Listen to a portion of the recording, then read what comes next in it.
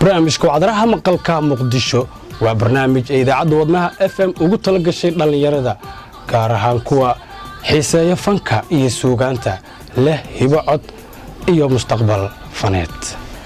barnaamijkan waxa uu ku lamaansan yahay tartanka Muqdisho Got Talent oo idaacaddu ay qabato bil walba kuna soo saarto da'yar hibo leh kuwaas oo inta ay ku guda jiraan tartanka helo tababaro rasmi ah oo ay bixiyaan khubaro fanka Soomaaliyeed magac iyo miisaanba ku leh.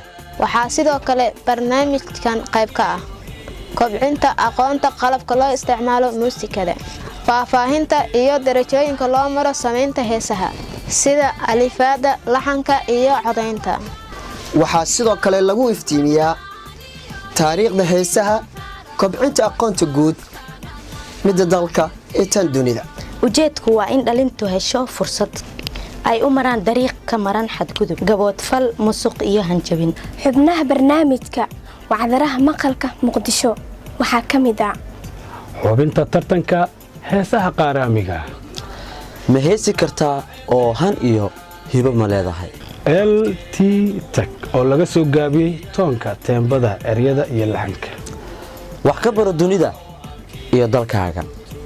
wacdaraha maqalka muqdisho iyo mataanaha ka dhageyso idaacadda wadnaha FM 96.2 MHz habeen walba 8 fiidnimo.